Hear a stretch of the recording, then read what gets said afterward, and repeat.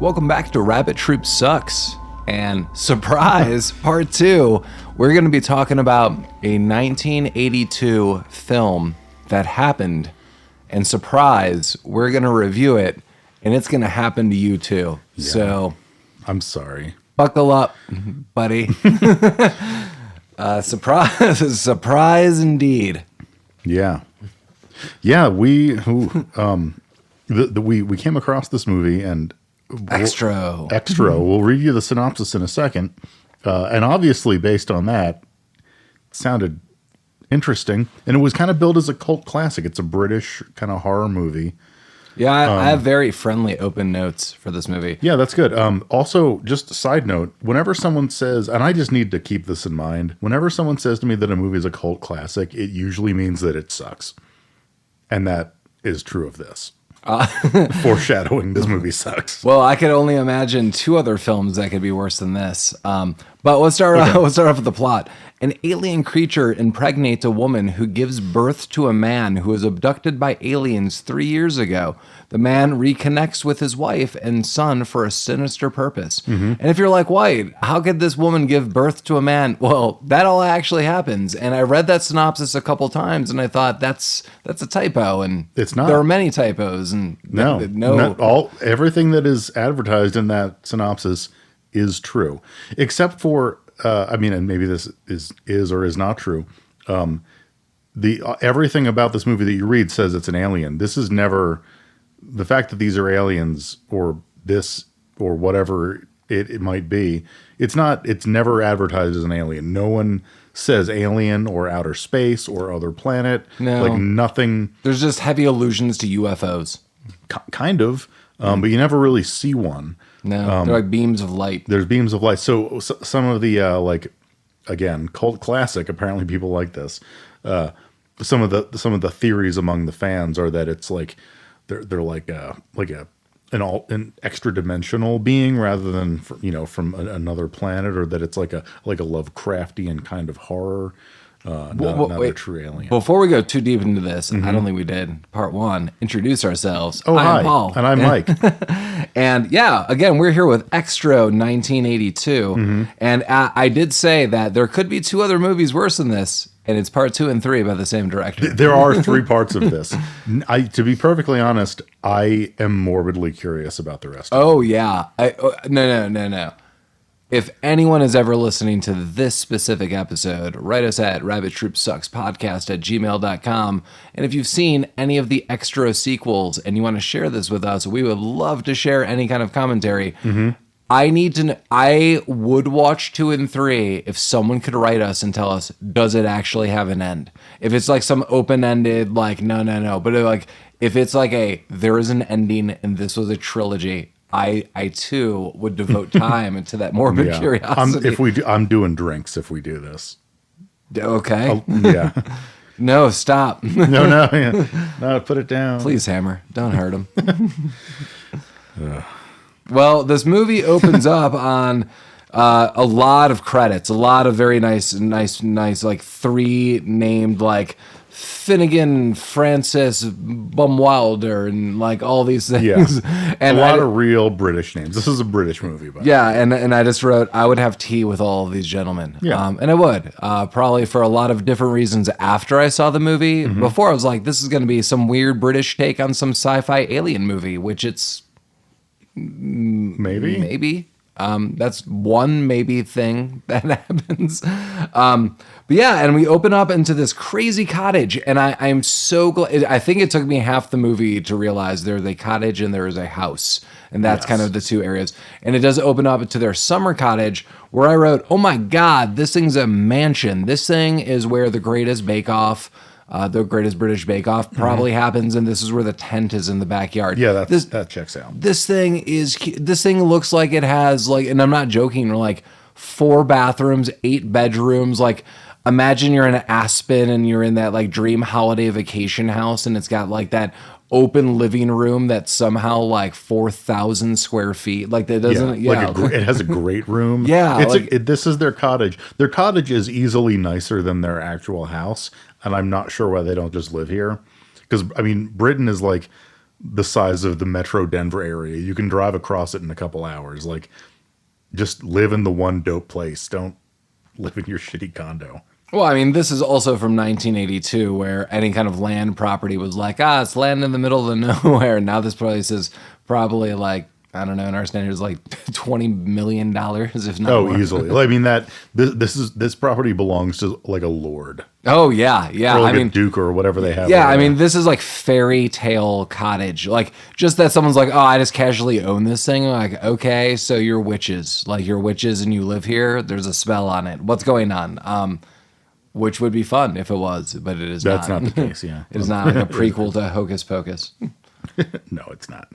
So the beginning of this movie is, it's weird. They're at this cottage. It's like mother, son, father, Holy Spirit. The Holy Spirit. They're dicking around. There's a dog, and our theme could have been dicking around for the holidays. Dicking around for the holidays. Surprise, dicking around for the holidays. You know what? With the theme of surprise, we can do whatever we want, bro.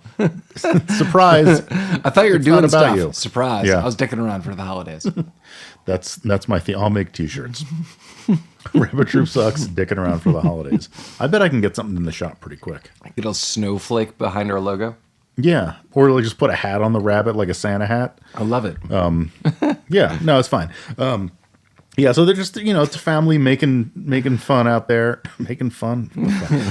And we had to pause the movie and go, what the fuck just happened? Because they throw, like, the father throws a stick for the dog. Yeah, and the stick like explodes into light. It's also super weird. So I paused it for a second because it's happening, Yeah. and where we paused it was so bizarre. So yeah, okay. So the father is playing fetch with a dog. Yeah. And dog's like, ruff, ruff, ruff. And he throws the stick again. That's a good ruff, dog. ruff, ruff. Comes back. Then he throws, it's like a weird, like, I'm going to throw it real high, boy. Like it's like a pop fly to, some kid. And he throws it straight up in the air. Right. And the sky shatters. Yeah, it goes to like slow motion and it makes the standard 80s like slow motion noise. Shatter cut. Yeah. And then shatter cut. Boom, flash of light, and now it's dark out where previously it was the daytime. Well, where we paused it, it's super dark and all of the background is black unless it's open lit windowsills, which is super weird. And the weird thing is that only takes place for honestly half a second because when I unpaused it, it was like immediately gone. It was like in Fight Club where they splice in an image or two. I was like, what the hell just happened? Like I would never be able to get that photo again. No. And then they're just like back in a field. It was real weird. It was real low budget. It was someone had like the old school cameras that, your VCR would sling to your hip and then the camera itself would go around. My dad had this. It was like the first VCR ever. Yeah. It was like when VHS maybe overall won the battle. It's like, we're going to be dominant. My dad's like, we're getting a VHS. It was awesome. Nice. He did stuff with it. Cool. Shatter cut. Yeah, he did lots. Was my dad the director of Xtro? Rico. Whatever this guy's 3-word British name was just a... Harry Bromley Davenport? Yeah. I would have tea with you. Yeah. Also worth noting, Henry Bromville Davenport also did Sir? Sir? Is he knighted? I'm saying it to you, sir. Oh, okay. I'm you respect him with his 3 named brilliance. Yeah. Well, he also lends his brilliance to the soundtrack, which is Does all him. Does he ever? This was one of the pieces of trivia. He is quoted as saying the soundtrack is just screaming synthesizers. Okay, well, the soundtrack, I'm going to label very, in quotes, fluty. So imagine 1982 synth, and there was one of 12 labels. It was like banjo, guitar, and one said flute. Well, we're going to ride that train hard through this movie. So it's also Mr. Davenport, sir. It is clearly him drunk and in a room because there's even one scene coming up. And we can just go through it. It's like a couple driving into the woods or near the woods on a highway. And it's supposed to be like ominous. And it's... You can hear him making mistakes. Yeah. And they're total off key. It's like... It'll be like this.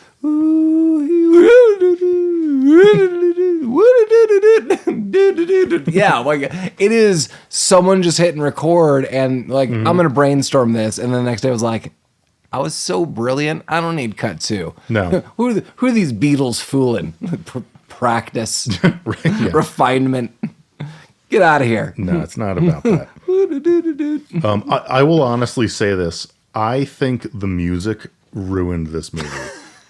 I mean, okay, it didn't need a lot of help. Okay. But like there are scenes in this movie that the music is way too happy during. that was the ominous, music with driving. Like you think it'd be like, well, I actually note too, there's this very subtle here and there, this weird ambient bounce. And I like it. And it is very departed from the actual soundtrack. And it's like, bounce,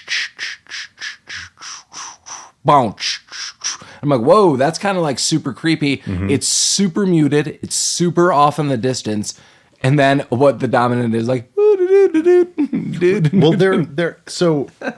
this is something that you showed me like years ago. It's like a Mrs. Doubtfire trailer recut to be a horror movie. Do you know what I'm talking about? Yeah. And it just kind of is meant to be a study piece. Is like if you kind of change the mood, the lighting, the background music, like something can easily be a horror movie when it's intended to be a comedy. The music turns this from a horror movie into a comedy. But it's not a good one. You got Flutie.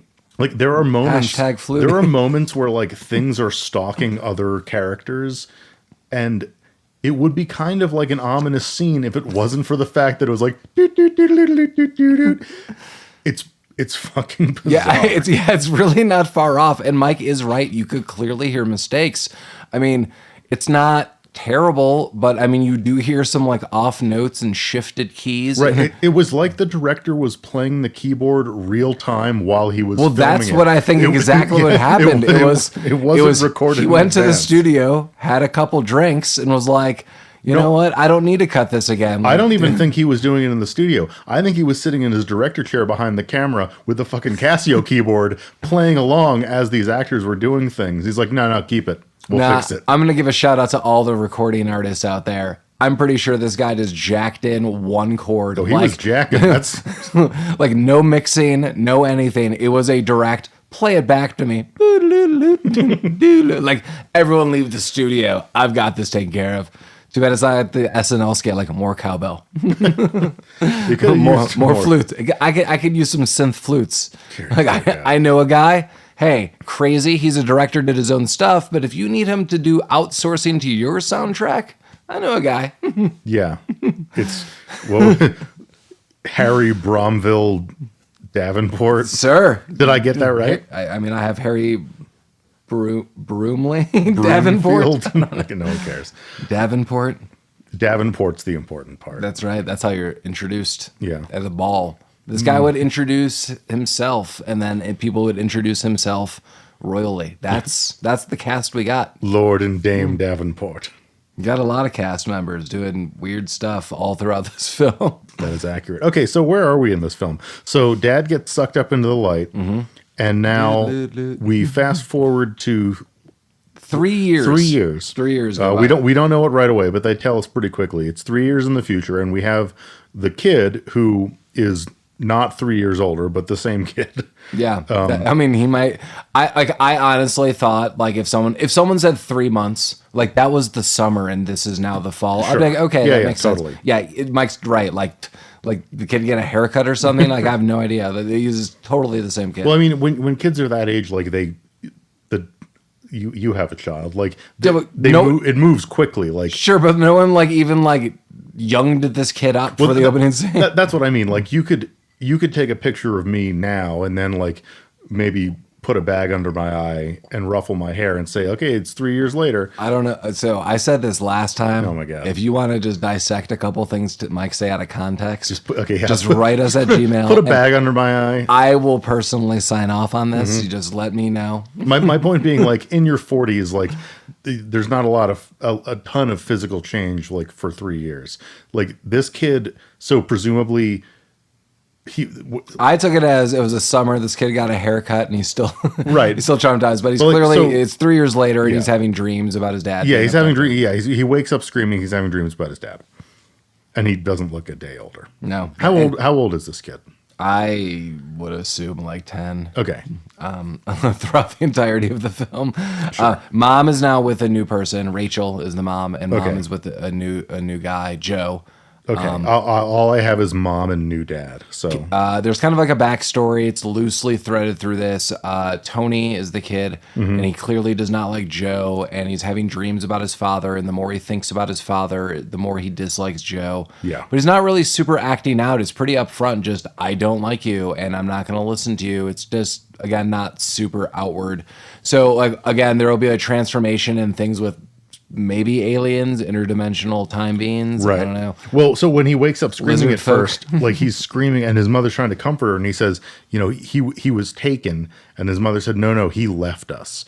So I think the narrative that she's maybe believing is that like the father's disappearance was elective on the father's part. Oh yeah, and this is super weird because if this is the backstory, so these two are married and have a kid, and everything seems to be going super well. I mean, there's no indications in the early parts of this movie that there's trouble in the marriage. There's nothing wrong. There's no one yelling. I mean, that was like 8 seconds before he disappears. I know, but like we were never like told anything. Right. This woman's like, nah, he just got up and left. Right. Like she was outside when the flash of light happened. Right, but like it's super weird in like even in the early 80s to be like, this guy has now like gone into the fog, the mist. Like this guy cannot be reached. I don't know where he is. She is under the assumption he just picked up and left. Well, right. And that's crazy. one thing that I never understood is like, so they portray it as she is believing that her son is under a delusion that the father was like taken. Yeah. But maybe she is under a delusion that he left. Like, I don't know.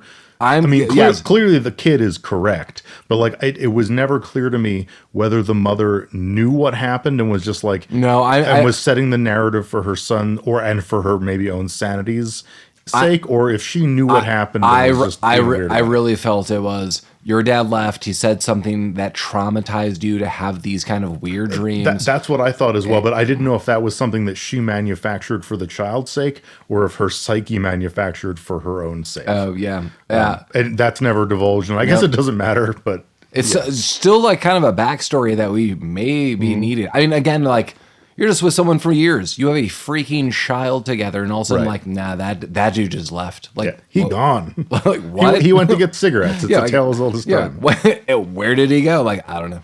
Yeah. Like, no one on earth knows where this person is. Yeah, it just happens. Like, also, it's mentioned later. So, I mean, spoiler alert, he does come back. I mean, that's in the synopsis. and P.S. 1982 gets social media, then anyone could find anyone. Duh. But also, it is mentioned when he comes back that they are still married. Like, I don't know laws because I'm a moron, but I want to say after 3 years, like that person is declared dead in some capacity. I'm sure. Or like she goes to court and is like, yeah, he ain't coming back. And the barrister or whatever charming British alternative for a lawyer they have is like, cool. Cheerio, lass, or whatever. I bet you'd get tea at that. No, they have tea and biscuits, which are cookies. Yes. I watch a lot of British baking. I think with a great crumb and everything. Yeah, I think the real winner behind Xtro is probably behind the scenes. I think craft services. They were eating like kings. Oh my god! I mean, just at that cottage alone, like someone had jam. Like, which kind of jam do Doesn't you want? matter, all of them. Yeah, we're at a cottage. Right. Do you see the size of this cottage? Jam factory. They got jams. I have 7 Keebler elves on staff, sir. for Davenport. 8. That's racist. Well, I don't know what to say to that. No one does. The Keebler elves can't do things on their own. Okay. No, okay. So I think now what we're going okay. We're skipping around. Yeah. Yes, it's 3 years later. We get a couple night drive. We get a couple just driving, doing weird stuff. Yeah, we don't know where they're going. It doesn't matter. Yeah, and they hit this thing. Well, let's rewind 1 second. We see like kind of a flash of light in the sky, and then like the woods catch on fire, and then there's like something gross coming out of the ground. Yeah. And then, then the couple's driving through the Shire or wherever where the fuck they are, and they hit like this weird monster. Yeah, and the guy immediately pops out, like, I'm gonna go check it out, and the Yeah. woman's like, no, please don't do this. And he's Yeah, like, she's no. like, just fuck this, let's go. I agree with her. Like, Correct, why are you doing any of this? And I could tell, like, okay, I want to see if it's an animal, but here's the thing. If that's a huge animal, which it seemed to be, and it's wounded, it's going to, I mean, presumably you think you hit a deer, an elk, like, it's going to buck you in the face. That thing's going to kill you. Like, Yeah, no, I mean, unless this guy has like a pistol on him, like again, like taking myself out of the context of this movie, if you hit, I mean, it was walking on all fours. It clearly wasn't a human.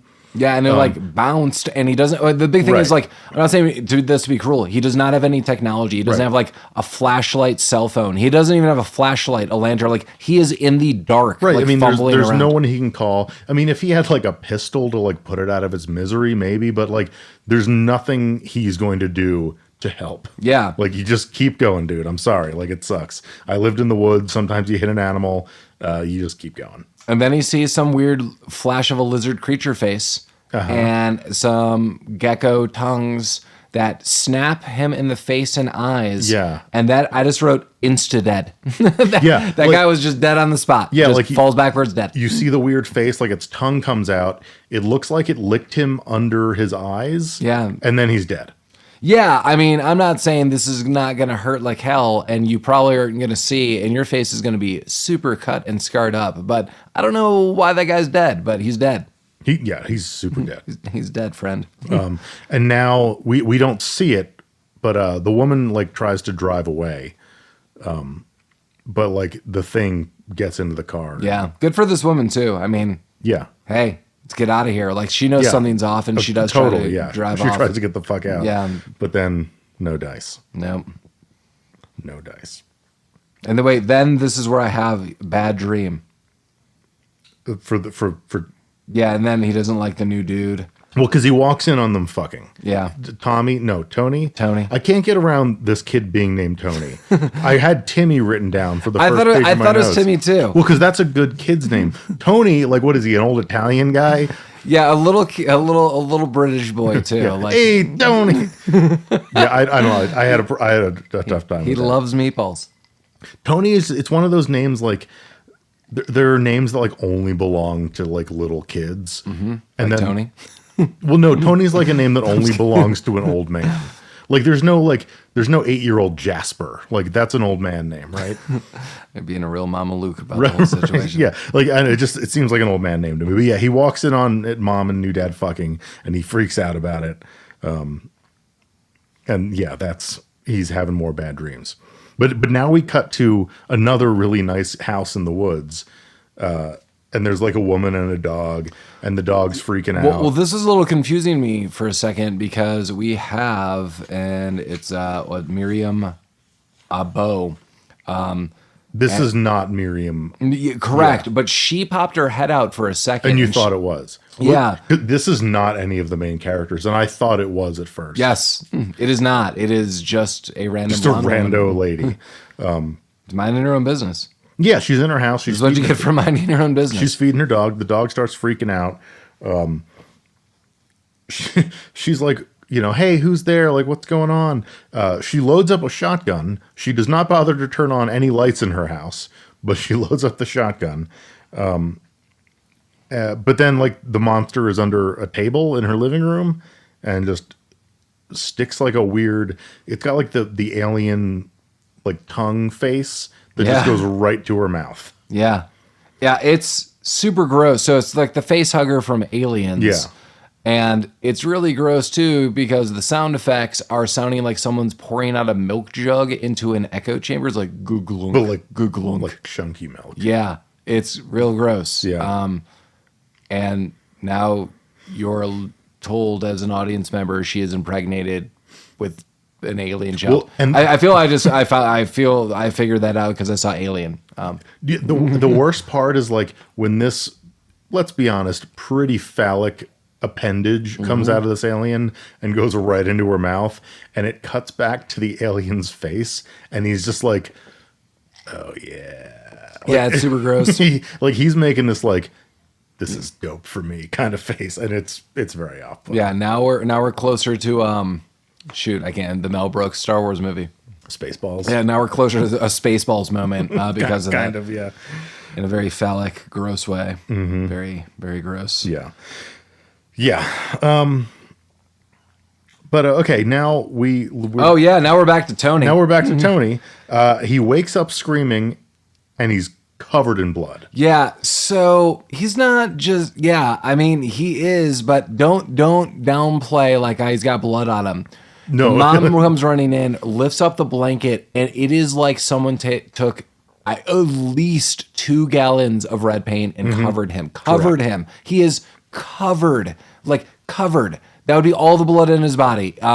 So they call a doctor, and the doctor is like, okay, so that's not his blood. Like, they're like, well, how can you say that? And he's like, well, he would be dead. I mean, right, like, this clearly isn't his blood. He's not wounded. He's like, I'm going to run it to see who it is, but it's not him. Right. Like, he's fine. He's bouncing around. Like, he would be weakened. Right. And Tony's like, Daddy sent the blood. Yeah, and I still don't know what that means after finishing the film. No one knows what it means. But yeah, the mother's kind of freaking out. New dad is like, this is gross, and I kind of hate it. And this is where my 2 dads came from. And mom is like, hey, call what's the French broad's name?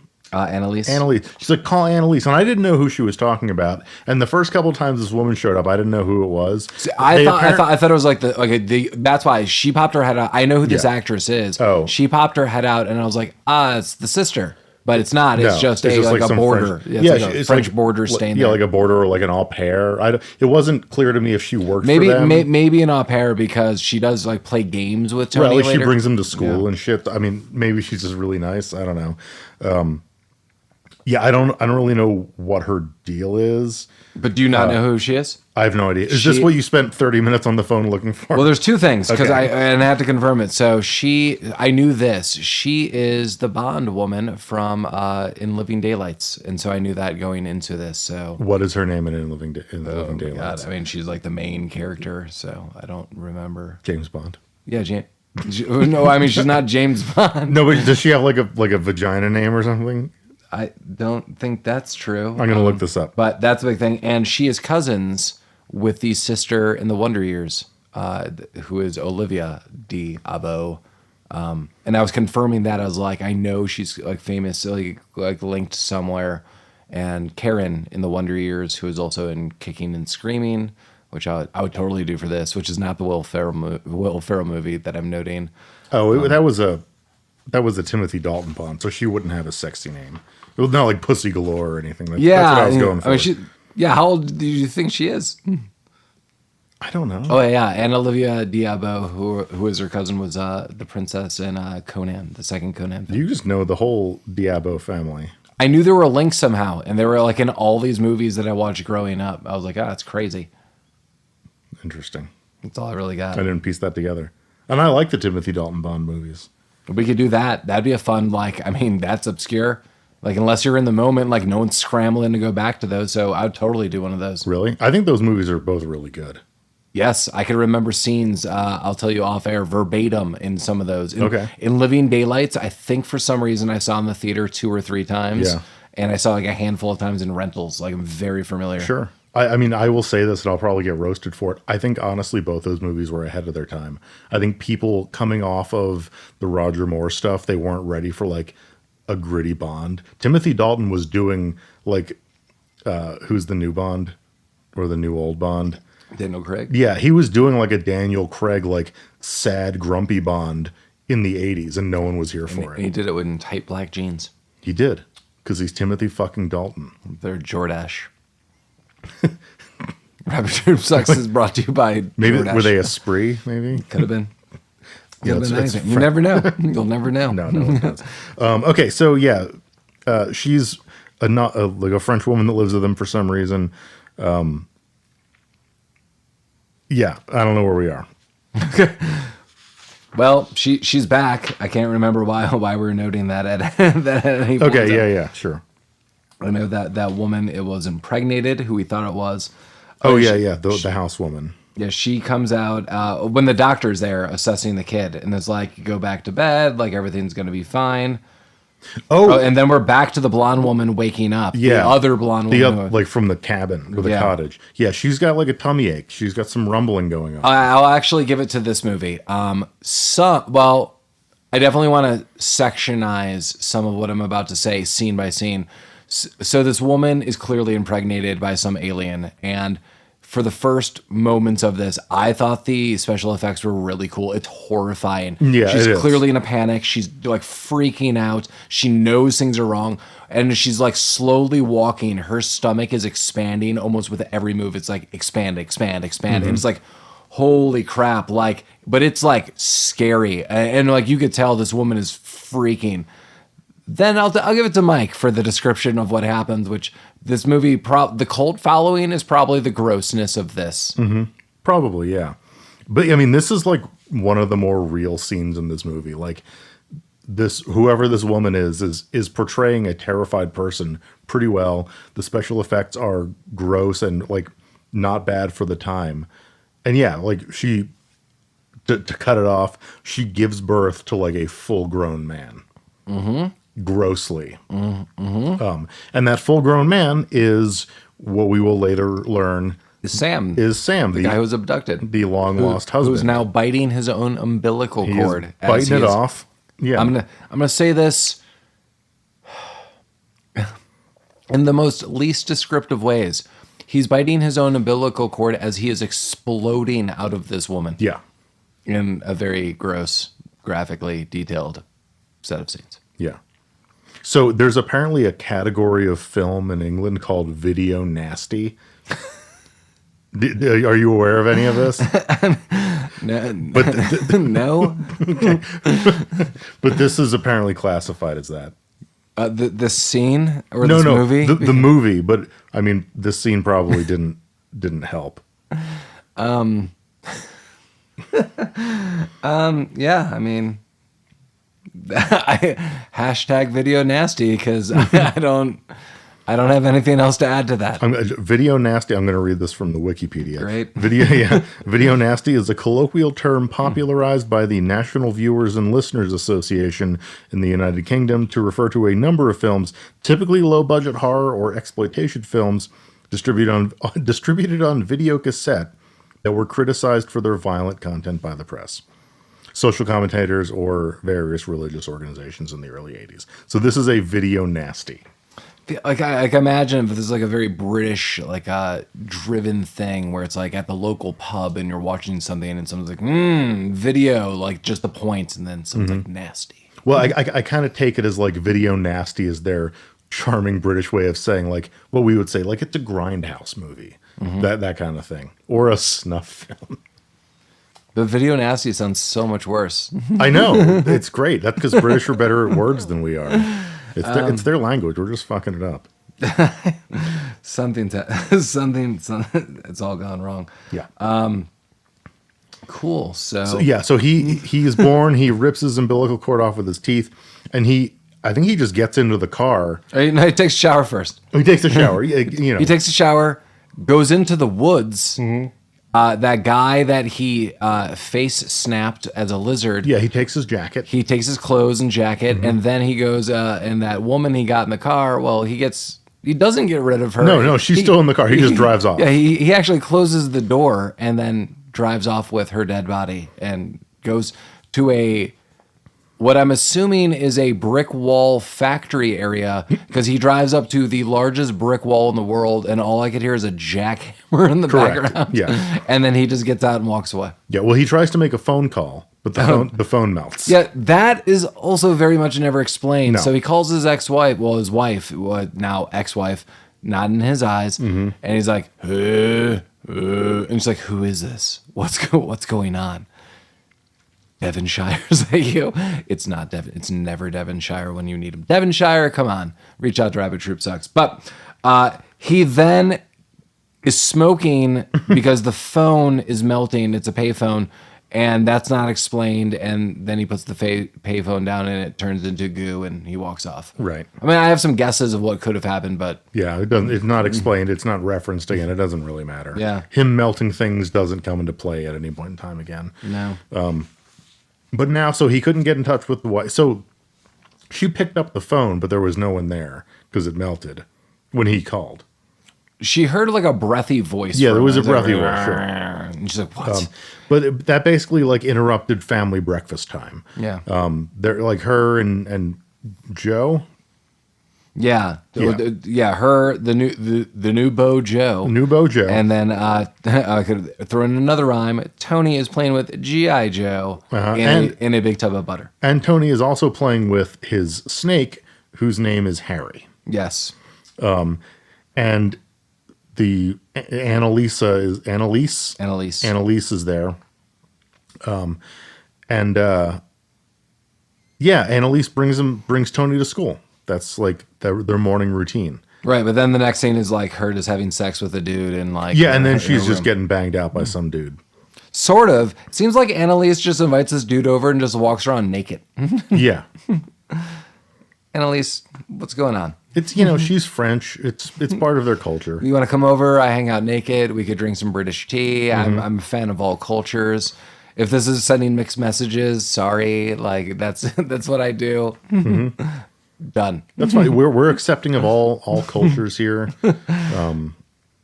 If you want to go hang out with Mike naked somewhere in a park, write me again. You could use audio bites. You could use audio bits. You could use physical bits. Yeah, whatever kind of bits you have. Just, the naked park time.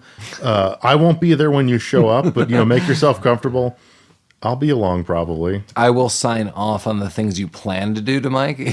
How about this? It's like an elaborate game of hide and seek. If you could find them, I signed off on it. Right, cool. Exactly. It's Cheeseman Park, obviously, because that's where people go to cruise for other people who look Egyptian, for example, or whatever.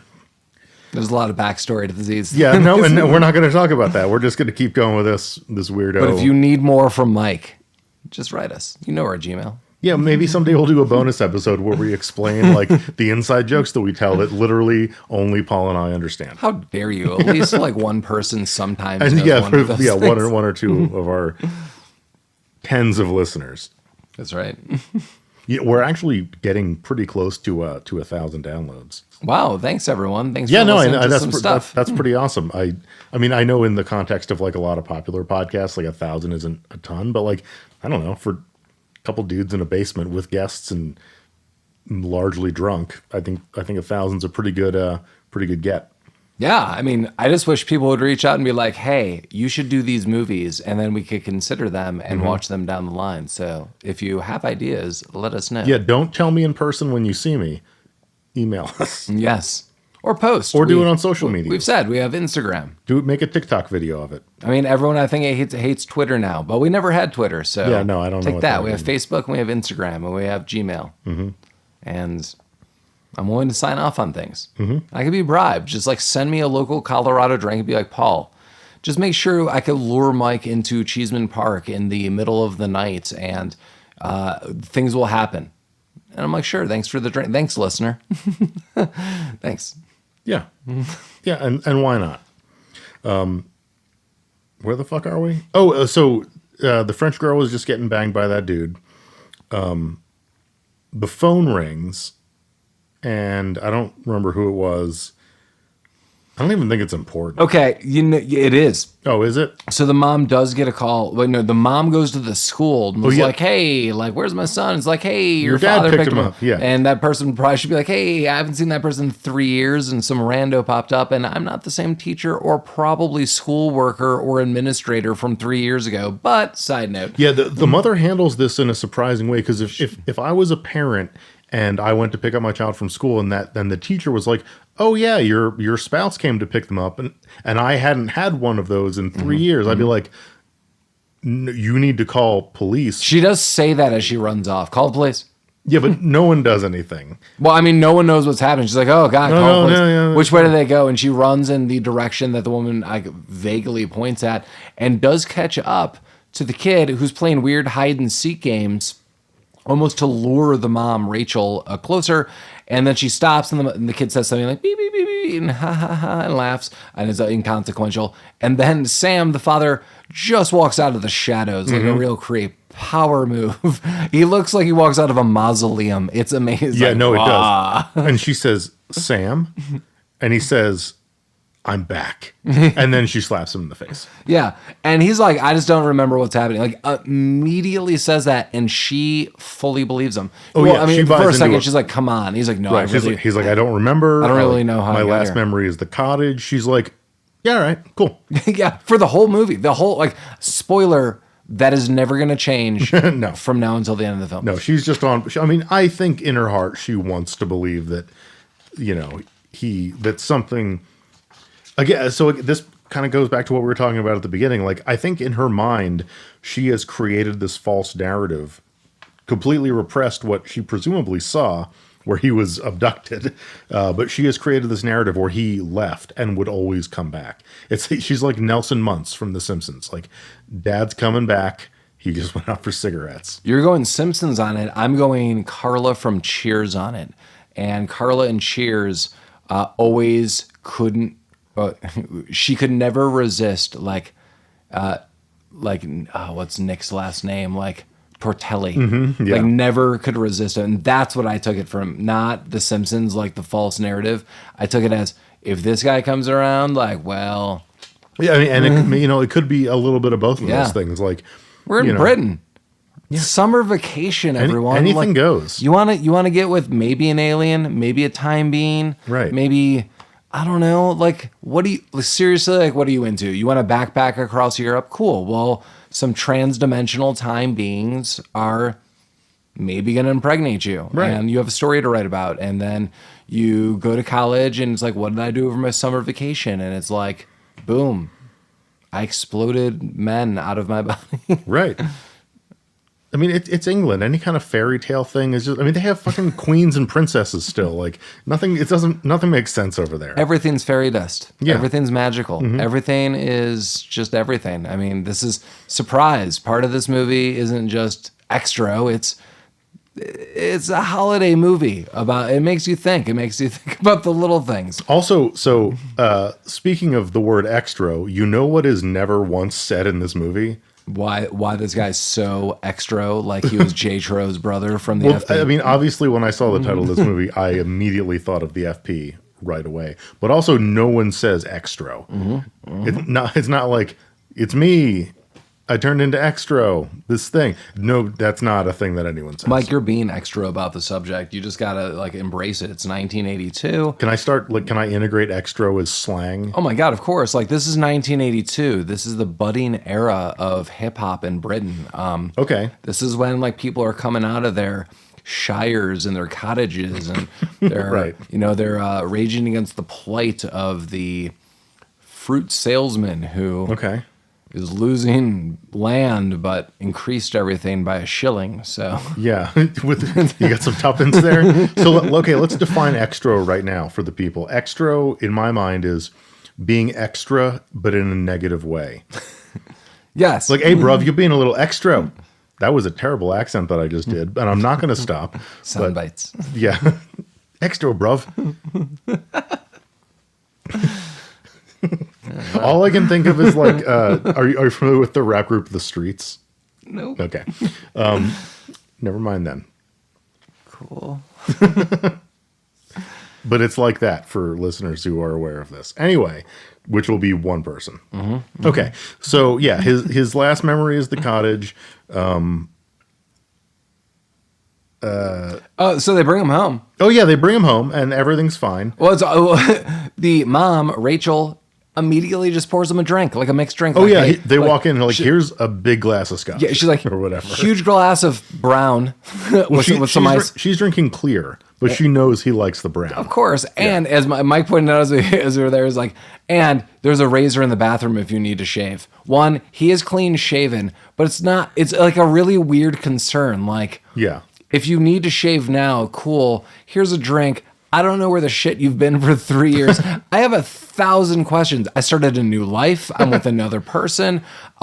I thought you were dead. I had a psychological breakdown. There's a lot of questions. But if you need to shave cool. Here's a cable knit sweater and a razor. I'll tell you, Paul, she didn't want him to shave his face. Oh. She has other plans that. Something more sinister. He came out of, she doesn't know where he's been. Like, you got to tidy that up.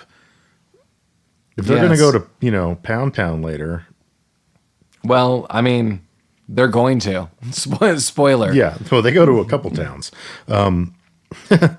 But so new dad gets home and My two dads. All over again. This is like episode 24. Yeah. Flashback episode where there's another dad. What's his name? New dad Chad? Joe? Joe. I wrote New Bojo. New Bojo. There it is. Okay. So Rachel Yes. and Joe. It's friends. Look at this. Yeah. What are we? Episode 25 and I'm learning how to remember names. Yeah. You just got to put it in context like friends. Like Michael Scott. Like Michael Scott would go into a room and remember in the office, he would never remember names. He would just remember like facial features, Okay, like sugar boobs, which is like the most insulting things. And then he's like, I can recall your name. And he's like, guy with fake mustache, like guy with weird eye, like really like insulting things. And then like he like recalls their names. Okay. And then people are like, I don't know what to say to this guy because it's actually working for that weird dude. Well, I mean, all I have written down for, let's say, Analise is hot French broad. So maybe it's working. Or maybe I just need you, because I'm a simpleton, to come up with like a mnemonic device for me. New Bojo. New Bojo. So yeah, Mom, Rachel and Rachel and Joe are arguing about new dad, whose name is Sam. And new dad is like, this is fucking weird. Like, he's honestly being super legit about this. He's like, we have a life. Like this guy left. Like, he says he doesn't know where he's been. Like, is that real? I don't know. I get that he's Tony's father, but like, he can't stay here. To put into context, also the character of Analise. It might be later in my notes. When do they meet? Isn't it now? Like, isn't she? It might be. I don't know. Analise just comes and goes. That's the thing. Like, wouldn't you also be like, who the hell is this? Like, it's just some boarder that stays here, or like some like her studio presence we're renting is out the room. never explained. Yeah, like as you noted, like, is it in charge? Are you in charge of the child? Yeah. I mean, I'm just trying to think. Like, did I miss any interaction with that? I don't think I did. I don't think you did either. I mean, I don't think it matters. Did they ever talk to one another? I don't think they do. Do they ever cross paths? I mean, when they're all having dinner, oh yeah, like she's kind of egging him on a little bit. Yeah, I forgot about the dinner. That's Yeah. coming up. Yeah, well, let's just keep that's going. coming up. Yeah, let's just keep going.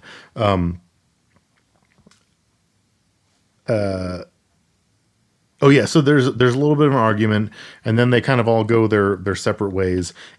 So Tony, the kid, I can't get around calling this child Tony.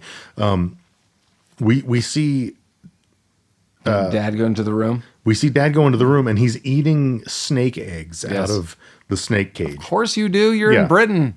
How do you get nutrients? Yeah, and Tony comes in and freaks the fuck out. I don't think we're making any friends with any British listeners out here. No, I love your baking shows. I love your cars.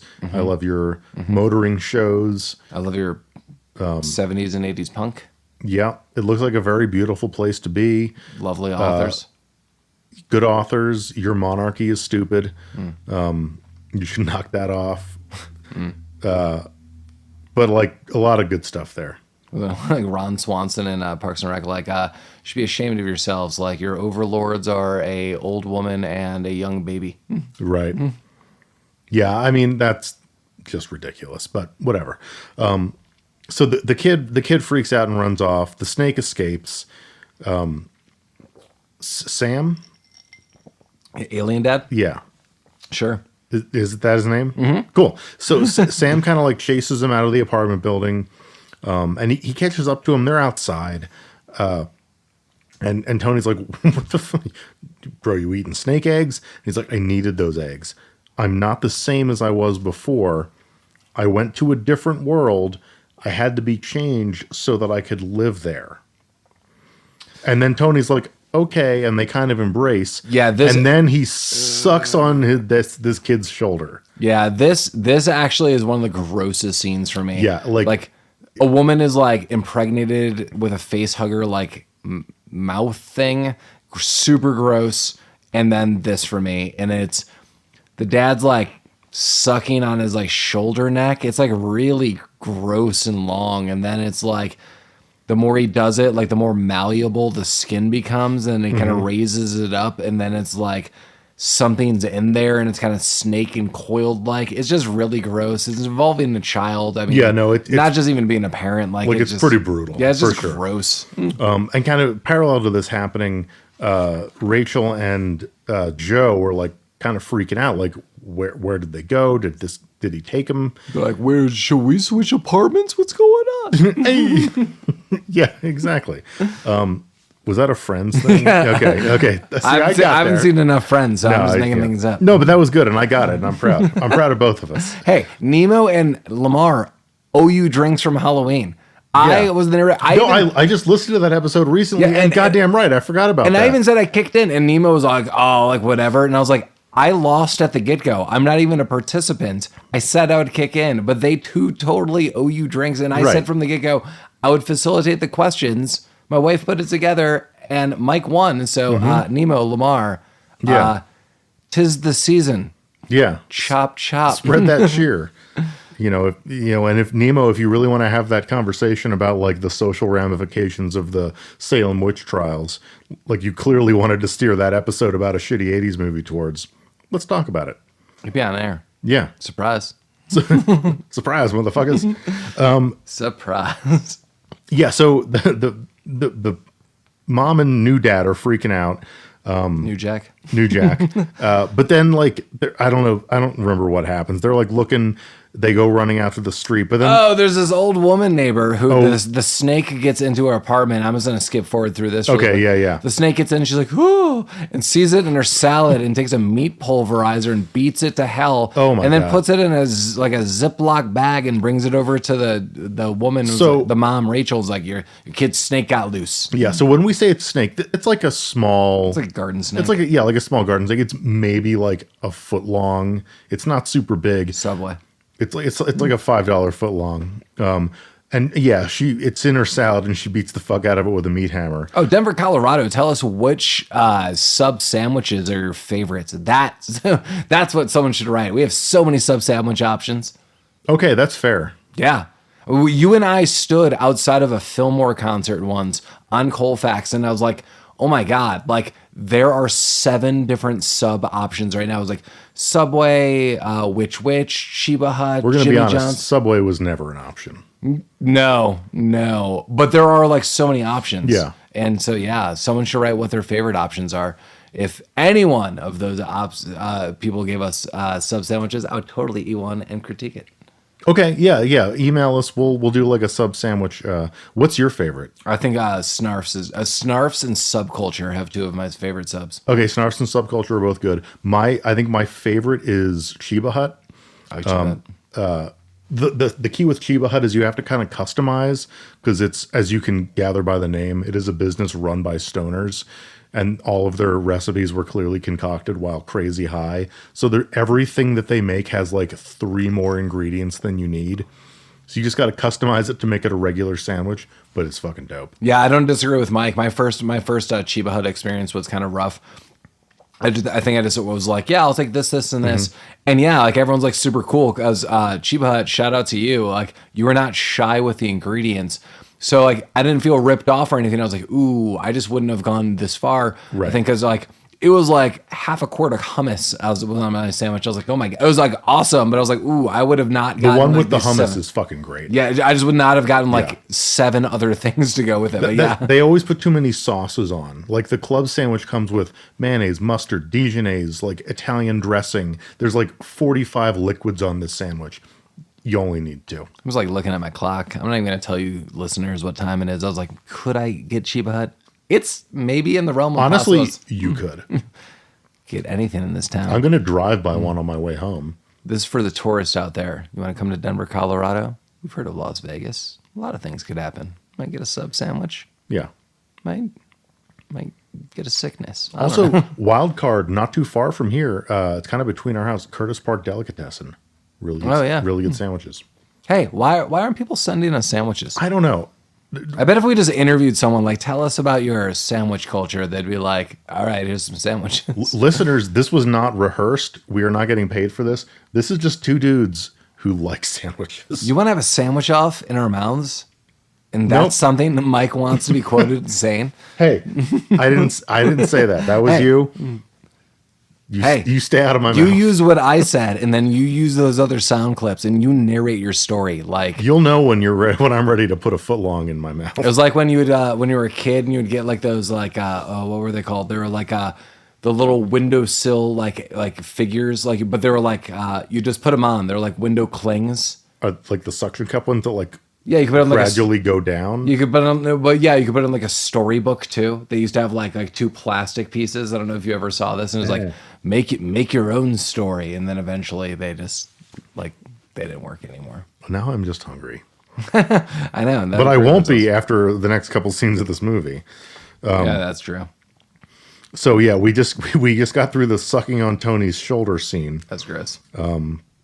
The snake eggs was really gross. Oh, the snake eggs were gross. Yeah, so the old lady, what Paul mentioned earlier, she brings back the snake in a bag, but the bag, it's like a gallon of goo in this. It's Yeah, it's more. really- It's gross. more than one snake's worth of goo. Anyway,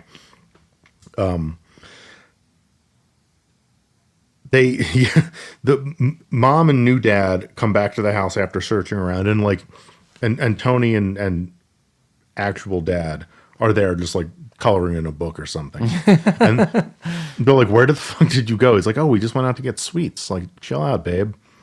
And she freaks out a little bit, but that's fine. Tony eventually goes to bed, and we have like the dinner table scene. And now this is when we have the French broad, we have new dad, old dad, and mom. And they're all talking, and French broad's kind of instigating. She's like, but where are you going to stay? Like, it would be weird if you were here because these two are fucking, Yeah. Like, she's really, really laying into it. And this is where we learn, like, that mom and old dad are still actually married. Like, nothing has been annulled or voided, or he hasn't been reported as dead. But she is filing for a divorce because she is going to marry Bojo. Correct? Yeah. Okay. Well, I think he jumped in and said something like, "Well, surprise. Hey, it's Surprise, It's yeah. a month of surprises. Surprise. I'm gonna marry her." And she's like, "Oh, I always wanted this to be like." She seemed to be like, "I was in the talks, but like, Right. yes, I but guess he's it's making it official right now. It's like a reality show. Like, I would like to ask your fiance out on a date. Like, I want to marry her right now. So I just never thought this would happen, and I'm going to marry you. The end. Right. So Sam flips out and throws a bottle of wine at Bojo. Bojo stands up and screams, "You fucking maniac." And then we kind of cut back to Tony's room, where we see like toys moving. He's spinning a top. Yeah, this top is now like his the glaive and Kroll. Like Sure, this, it's like spinning around, but like we're like kind he's, of yeah, he's learning how to harness the power, and Right, later like- he'll just use it yeah, as a like, weapon. We're learning that he has some kind of mental powers. And for some people, it kills you, and other people just whack it out of the air, like it's a toy copter. Get out of here, glaive. Yeah, basically. So I want to say at this point, We're kind of jumping around a little bit. We but are, the yeah. movie's like super scattered too. no, And it's going to sound bizarre in a second because it fucking is. Well, where I'm at is Analise is like kind of walking around, and she's again having sex with this like random dude, and they lure her out with like, "Oh, come out," and she's like, like I'll stop walking around nude. Like I just walk around nude. Hi, and I'm a nudist in this nude house. And so she puts on a sweater and clothes begrudgingly, and she walks out, and they're just playing hide and seek, and then she is lured out. Is this kind of, because there's a couple scenes going on, but this is one of the dominant scenes, correct? This is one of the dominant scenes. The only thing I was going to mention was before this, like after the weird dinner wine fight, Sam goes to talk to Tony, and it's kind of established. He's like, "Yeah, you have powers." Like, and Tony, I don't remember what Tony says, but he says something about Annalise, and Sam was like, you can do whatever you want with Analise, but you mustn't damage her. Oh yeah. And that's kind of foreshadowing because they do use her for something later. Yeah, and this is, I think, where I was doing the research of like, who is she related to? Yeah, I was yeah. like, I knew this you were doing somewhere. some deep phone stuff. But yeah, so My wife is gonna listen to this and be like, "What the shit?" Like, he's hooking up with broads on the side. I don't know what's going on. I'm like nerding out. Like, I'm doing the genealogy of actors from Britain who made it to America. Like, no, you're doing God's work here. She'll understand.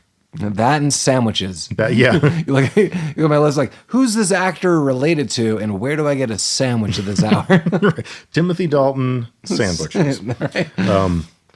So again, once again, kind of middle of the night, Tony wakes up and shit's going buck wild in his room. Like all of his toys are coming to life.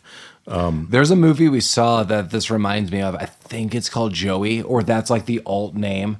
And there is like this like monkey. We watched this at your apartment when you lived on Josephine. It was wow. Like, clack, clack, clack, clack. It was literally like I could actually pinpoint. Oh, why yeah, I know. It was mentioned in an episode of Scrubs. And I was like, oh my Yeah. God, I saw that movie as a kid. This is like probably leading us to this. How do we get to a podcast? So it's like something was said in Scrubs that led to me believe this movie. Holy God. And you tracked it down, but do you remember this? No. Like this kid has like. I mean, I remember the monkey. Yeah, there's like two titles to this. There's like also like a weird Darth Vader animatronic scene is like bizarre or something, but it's a movie we should probably track down. Okay.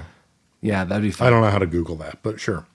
I think that's how we got it before. It was Yeah, like maybe. Scrubs like quote, and then it was like it couldn't be this movie, and then we watched it. I was like, oh my God, it was. But there was less stuff on Google back then. A lot of monkey business. A lot of monkey business. But yeah, so everything's going buck wild. There's like there's a clown that comes to life. That clown sucks. That clown does. I hate you, clown. I hate you so much. Out of all the stuff in this movie, there's so much gross stuff. But if there's anything scary and things that I want to stop, it is this clown. He is in a yellow jacket and he just looks like a dick. That clown deserves. He deserves a total dick. such a fist to the face. But he's fine though. He makes it through, I think. I guess. But yeah, the clown is fucking shit up. Tony brings a G.I. Joe to life, and he sends it to go kill the neighbor lady that killed his snake. This is one of the scenes I have specifically written down. Like, there's a life-size G.I. Joe stalking a old woman in her apartment. And the G.I. Joe guy, he has like a plastic face. Like, it doesn't look real. It looks like, I mean, it's attempting to look like a toy come to life. But the music, like if they had turned the lights down 2 ticks and made the music not suck, this could have been kind of like a tense scene. But because the lights are turned up to 12 and it sounds like we're in a circus, it just comes off as weird. Yeah, again, I mean, Mike keeps referencing circus, but that's the kind of like, Yeah, I mean, like I'm that's not, the fluty music. I'm that not noted. exaggerating. Yeah, he is Yeah. correct. Like it is very boop, boop, boop, boop, boop, boop, boop, boom, boom, beep, boop. Like, Yeah. oh, yeah, back on track. Yeah, That's basically true. Yeah, so the G.I. Joe like fucks this old lady up. this movie is brought to you by Radio Shack in Britain. Mm-hmm. British Shack. They still have those? You don't want to go to a British Shack. That's not. No. In Britain, Radio Shack is called, I can't think of a British term for radio. Radio cottage. Nothing sounds right. Okay. Moving on. It's not translating well. Rabbit Troop Sucks is hated in Britain. Yeah. That should be the shirt. You know what? That's a country, we have listeners in many countries. Hated in Britain? Not Britain. Okay, not Britain. Oh, well, I that's don't fine. think- I don't hated think in Britain, We've not had a listener in Britain. loved in the mountains. Mountain with Germany, a lot of Asia, Jamaica. Guten Tag, Germany. Yeah. But England, no, get on board. Ni hao. Maybe if we stop making fun of your stupid words, you'll start listening. Love the biscuits though. That's where Mike grabs them. Right in the biscuits. Okay, so Surprise. it's the next morning. The wife, mom, whatever the fuck her name, Rachel, she wakes up and she looks across the room and there's a note, and on the note is written, "The note." Yeah. Did you see this? Yeah. Okay. And she picks it up and she reads it. We don't know what it says. We never learn. It doesn't fucking matter. It's like lost in translation. It's so poetic that you're just We're not- you as the viewer are just like, ah. It's just too cerebral. We wouldn't get it. It's like the briefcase from Pulp Fiction. Like we don't know. It doesn't matter. It's Marcellus Wallace's soul. It's his soul. But so she reads the note and she goes out into the other room and we see Dad. What's his name? Sam? Sam. Sam is looking at old photo albums. And they kind of like have a little moment.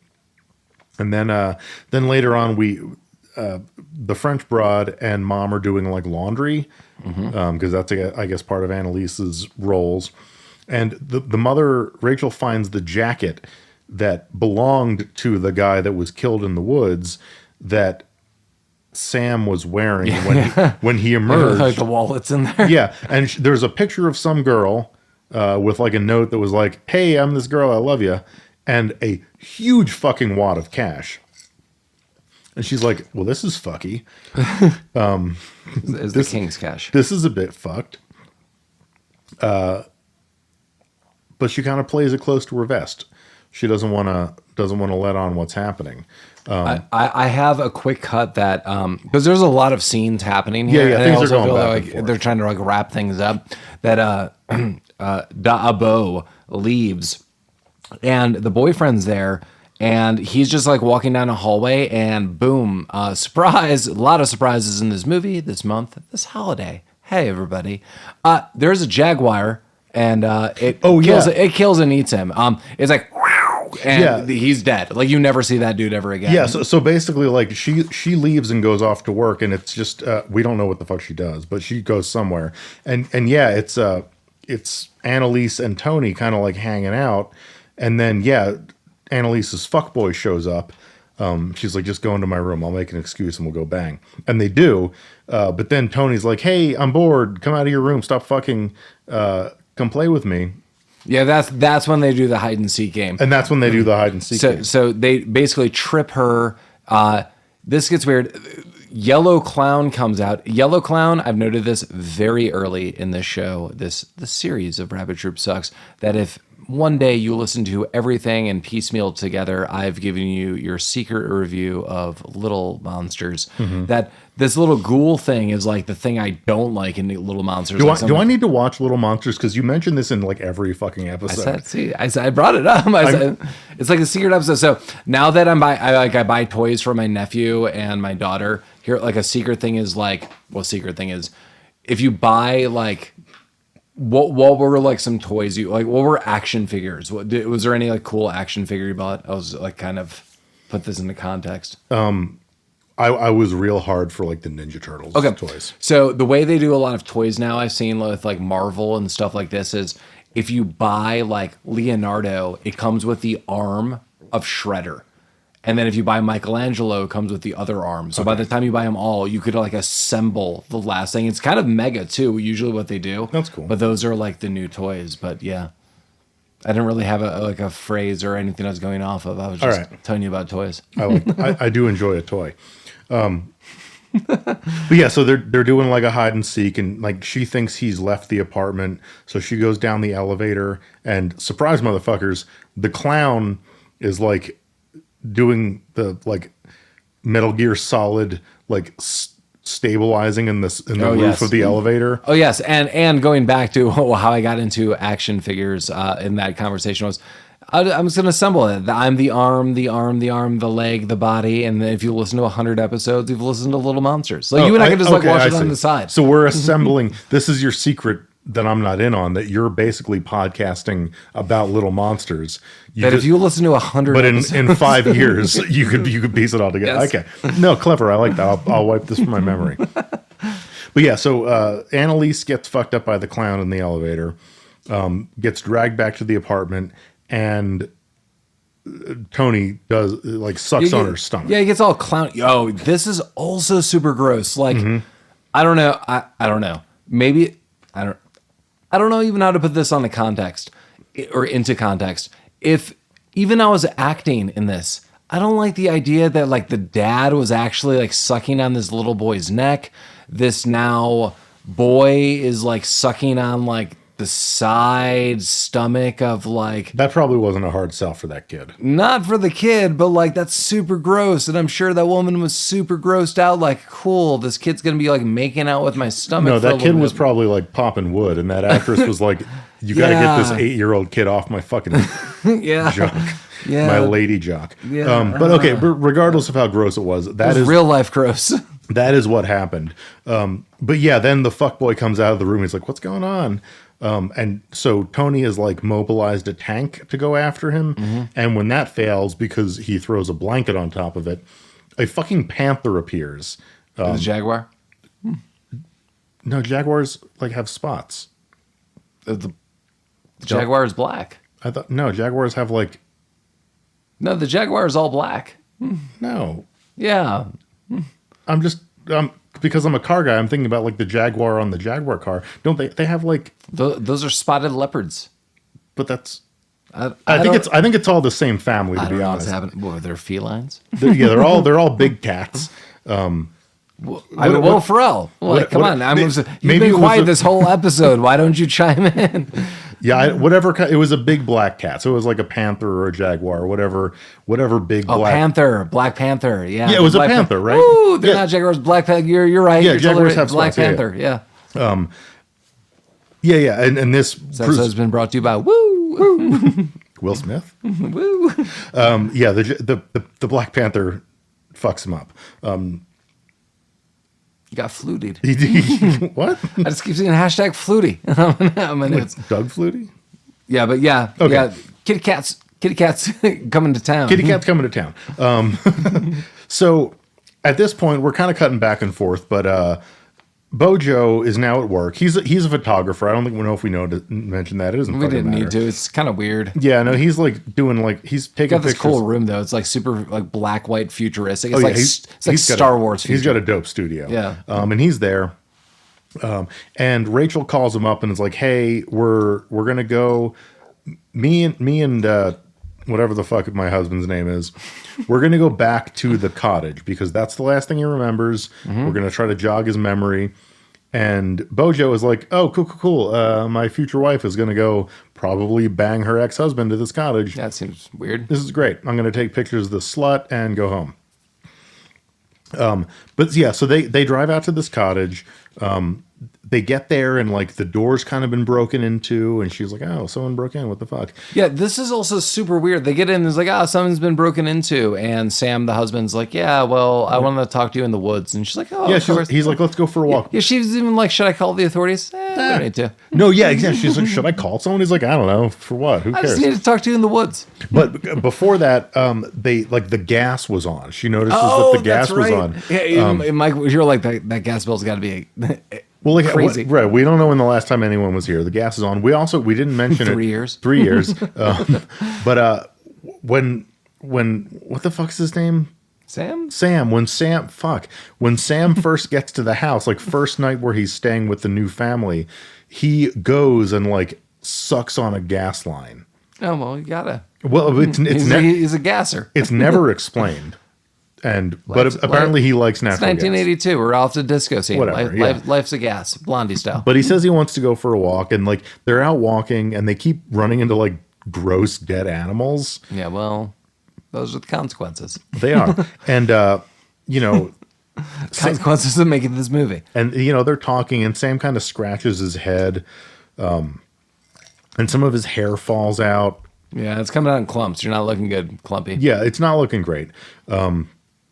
But they're back at the cottage. They're drinking wine. Mom decides to call home, and the clown picks up the phone and then just rips the phone out of the wall. Yeah, and then we see Analise is now like basically like spider web. Yeah, she's in like a cocooned. cocoon, and it's again super gross. Yeah, she's basically like vivisected. Yeah, she's and not having she's a good now time. like tubed out to just like deploy. Yeah, alien this is going to babies. sound weird, but like there's a big flesh tube coming out of her. Yes. that like eggs are being pumped out. Yes, there are gross things It's happening in gross. this film.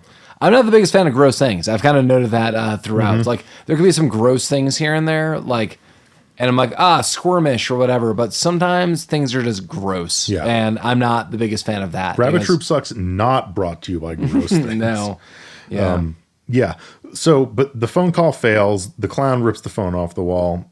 The mom's like, this fucking sucks. So she calls old man neighbor. Who's eating oranges? She's like, hey, can you go up and check on my son? And the old man's like, I would be honored to. Like, it's my pleasure. You're not bothering me at all. And as soon as he hangs up, I love oranges and checking on sons. I just like, I'll put down my orange. As soon as he hangs up the phone, he's like, this fucking bitch make me check on her shit. Oh, yeah. And he regrets it start to finish. So he walks upstairs. He knocks on the door like half-hearted. He's like, knock. He's like, there's no one there. He goes back down the stairs, and I don't know if he got killed by the jaguar or the clown. He gets killed by something. Yeah, but it doesn't. He's in the elevator. Yeah, he's in the elevator. The elevator. Oh no! He's in the elevator, and it's the spinning top. Oh, the spinning top. Because I knew the spinning top was going to come back. He gets it right to the neck. Because the kid's like harnessing it, but then he uses it like the glaive, and this is what he says like zzz, like to the neck. And right in the jugular. Yeah. Okay, so old man gets killed. Now we're flashing back to the photo studio where Bojo. Yeah, well, and Joe and Tony are driving to the cottage. Joe's like, "Wait a minute." No, we're not there yet.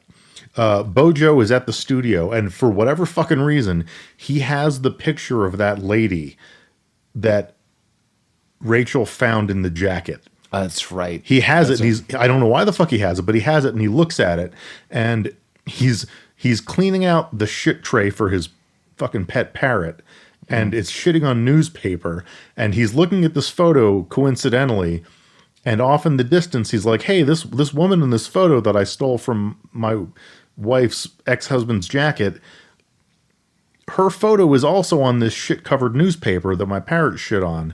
Oh my God, he must have killed this lady. So then he gets Tony, drives off while simultaneously. Right. Then he goes home. Like, he's about to go home and pick up Tony, but he walks out of his studio and Tony is sitting on the hood of his car like the goddamn Fonz. Oh yeah, he's out of the children. This child is out of the corn. Right, because he doesn't want corn child. He doesn't want Bojo to go back to the house because it's full of like. I think I'm gonna write down #corn child. There you go. Because the apartment's full of like panthers and clowns. Well, hey, Mike, I don't want to say things like now that I'm a parent, but like, hey, like you don't know what it's like. I don't. Fingers crossed I never will. But yeah. So they're like, he's like, you know what, we got to go to this fucking cottage because shit's getting real. Yeah. So Joe and Tony drive off while simultaneously, I was going to cut to the chase.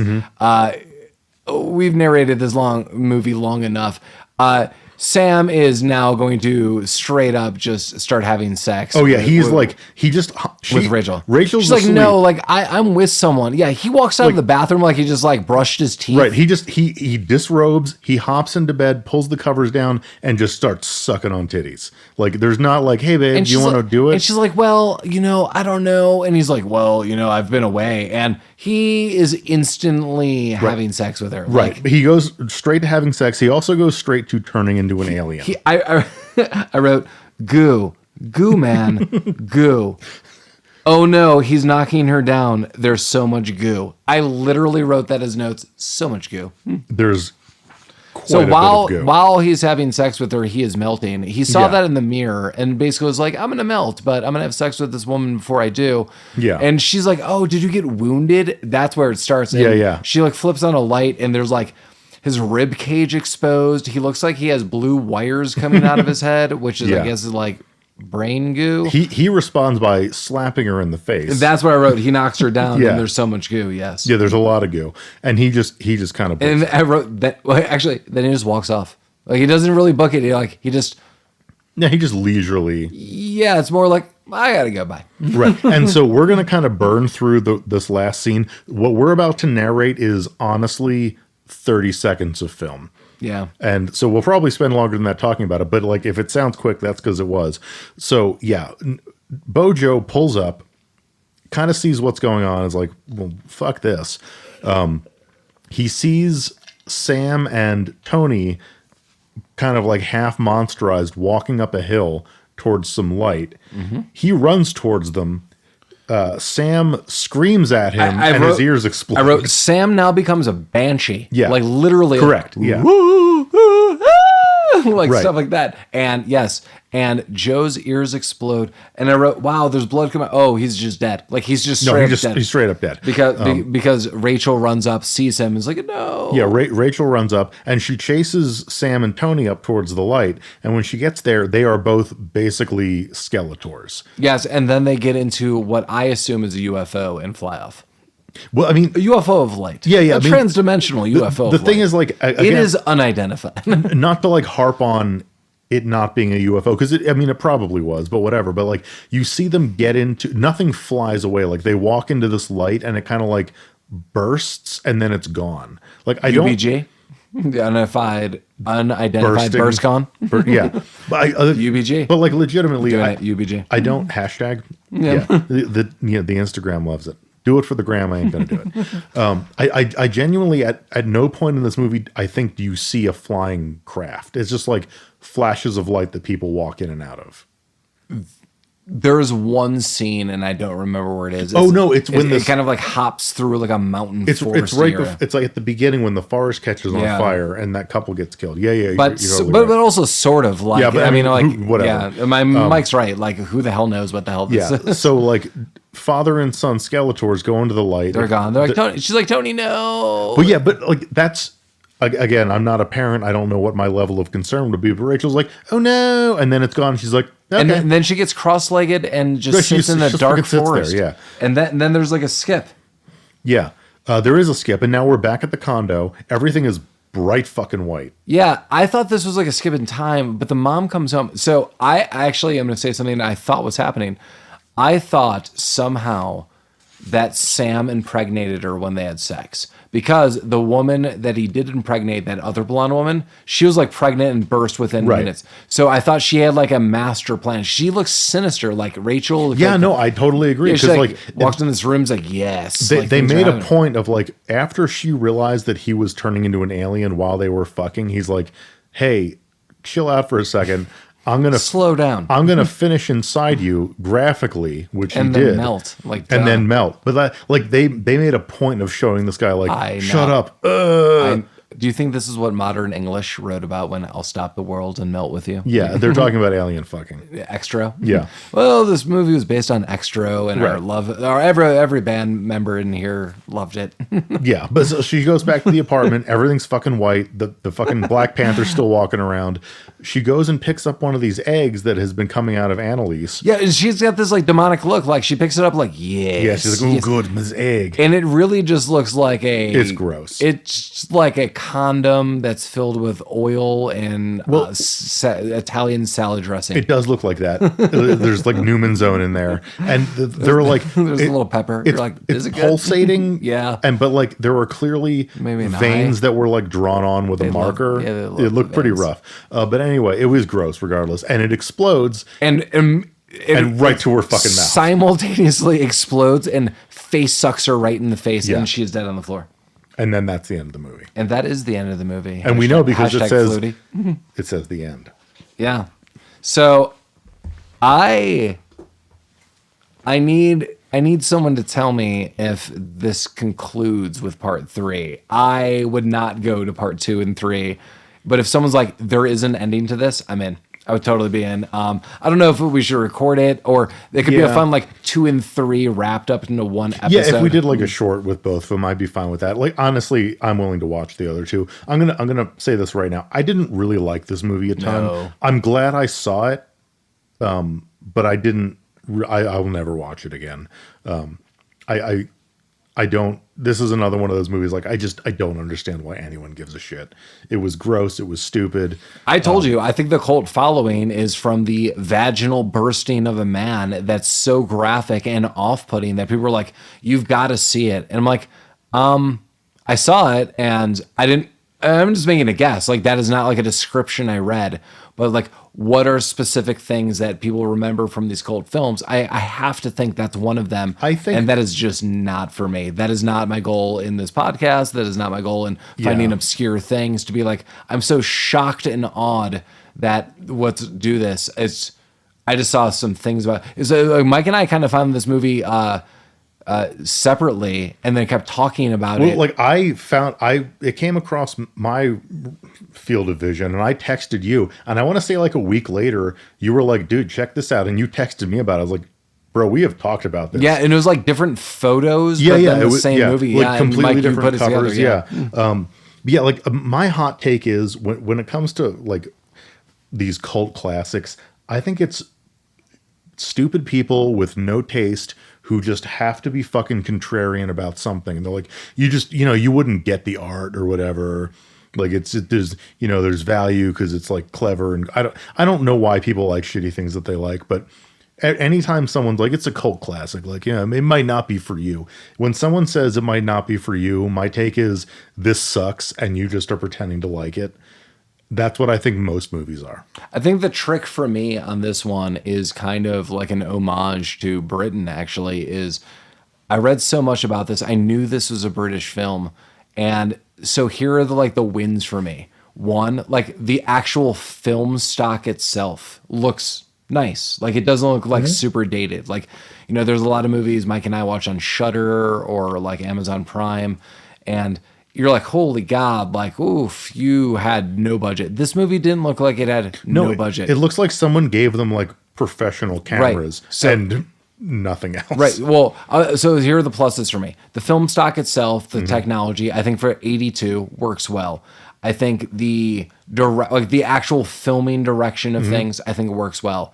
I think the actors doing what they're doing works well. I don't think any actors. I agree completely. The acting was good. The cinematography was good. The filming was good. It's just a stupid, gross movie that doesn't make any sense. Yes. So like that I could see as like the weird intrigue. Like, here's a bunch of things that stack up, and then here's a bunch don't, and then you watch it, and especially like Mike and I have watched a million horror films. You're like, now that I've seen a lot, like there was a lot to be said. There's a lot that could have been done.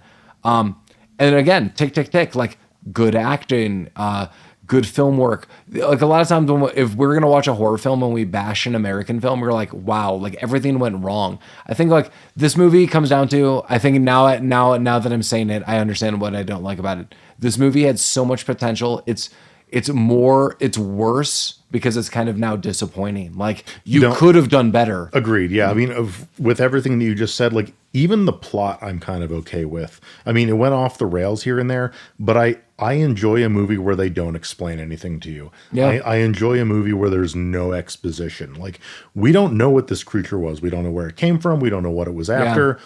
Like other than like just it's clear animal instinct to right, and the human's wrong place, wrong time. Right. Like this thing just wanted to propagate. It wanted to like reproduce.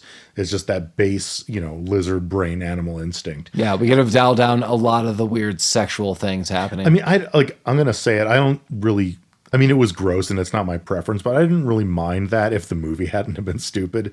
Some of it's just gross. I mean, it's just gross to be gross. It was gross to be gross, but like I don't mind gross if it's like helping move a plot along. But here it just wasn't. Yeah, it was not. No, it was not.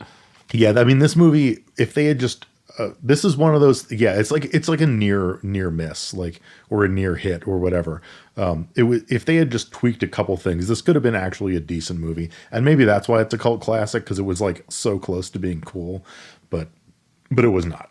Yeah, but again, if anyone has the skinny on what's going on, yeah, if you've seen the second two or the second and the third, let us know. I wish we were drinking like a British drink or a beer or something. We should have done that for this. Surprise, we didn't. No. Lots of surprises for this one. Well, we didn't know. Well, coming up, and we don't always say this, we will be getting into some holiday films. Yeah, so next week will be the first of our, I can say this, the first of our Christmas episodes. Yeah, so. Yeah. Well, and surprise, this will be 3 foreign films in a row. That is true. Yeah. Because next week it's a French film? Yes. Yeah. And then after, I'm not even going to say what the other one is because they'll kind of give it away. What nationality, I mean. Yeah. But yeah. But as always, if you want to, we noted this before, if you ever want to write us, reach out to us at rabbittroopsuckspodcast@gmail.com. You could hit us up on Instagram. You could hit us up on Facebook. If you have any movie suggestions, if you know anything about Xtro, let us know. Yeah, and if there's any films that you think, are seasonally appropriate, we would gladly review them. Clearly, we'll watch other films from other countries. It doesn't have to be Hollywood. It doesn't have to be American. But, there's lots of winners out there, and we're always willing to check things out. This movie came close, but not close enough. Swing and a miss. Surprise. Yeah. Yeah. Beyond that, Mike, is there anything you want to add to this episode? No, not really. I'm kind of, we're here. Like I love this time of year. And I'm excited for our next 2 episodes. I was thinking about this. So, holiday wishes, this sounds weird. And if you want to think about this and you don't have an answer, let me know. Okay. If you could have like a dream, realistically, like a dream, a living person now today, a dream guest appearance by someone, is there anyone you could think of that you would want? Oh, wow. Yeah. Like anybody? Like alive, like someone realistic. Like it can be like, I want Babe Ruth. I want to summon demons in the dead. Like, but is there like an actor or a director or writer or someone that you're like, that'd be so awesome if that person would come on to this? Who was, fuck. That's the person we're going to have on. Okay. Yeah. This is a person who I adore. And I think maybe this lends with the British theme of this movie. I would love to hang out just in general, but also talk about crazy movies with Stephen Fry. Oh, that would be fun. Stephen Fry is my weird celebrity choice. Wow, that oh my Wild God. card, gotcha, bitch. Wow, Stephen yeah. Fry. Wow, that would, yeah. Well, yeah, Stephen Fry, you should be on. Yeah, so. I'm assuming you're listening. I mean, no one in Britain has yet, but you might have found your way. We talked about all the gross things that we want to avoid in Britain. I'm sure that sold us left and right. So you drive that British taxi to America again, and you can be on the show. Come to Denver, Colorado, where everyone thinks we live in like a South Park desert land. Fantastic. Well, what about? Okay, so what about you? I don't know. I've been thinking about this actually for a while. I told my wife, and this would be someone I think realistically that I would love to have on the show. I know there's someone you don't know. From Boy Meets World, they have their own podcast. I love the voice actor who was also one of the actors on Boy Meets World, Will Friedle. Okay. He does voice acting. He was on like Kim Possible and Batman Beyond. He was Lion-O in the reboot of Thundercats. They rebooted Thundercats? Like it was ages ago. Oh, okay. But, like it's like over. And then he was like Star-Lord in like a more modern like Disney animation. And I think he's in like Transformers. I think that dude sounds super cool. He always likes very similar things TV wise that I do, and I just think he'd be a fun guest. I think it'd be like super reasonable, just a lot of fun. Sweet. Stephen Fry is super cool too. I think that'd be a lot of fun. Yeah. I mean, thinking British, who's the host of we talked about it so much on this episode, the British Bake Off. Not Paul Hollywood. No, the actual host. He's a judge. I can't think of, oh my God, the Mighty Boosh. Yeah, I was going to say Noel Gallagher, but that's Oasis. Fielding. No, yeah, there you go. He'd be crazy, creepy, fun. That'd be great. Yeah, well, we should have had him for Halloween with his goddamn sweaters. Well, and his why aren't you reaching out? We're getting long in the tooth on this episode. If you're a celebrity, which you are, you're all celebrities in our hearts. Right. I mean, A-list, B-list, F-list, whatever you're list all you're stars. on. Yeah. Come on, you're amazing. Slam dunk that. Okay. Field goal. Noah Fielding goal. Hat trick. Okay. No. Okay. We're making sports puns. British twit. No, it's too complicated. We're out of our element. I've entered here. the Matrix. No. I've been incepted. As always, Rabbit Troop sucks. Yes.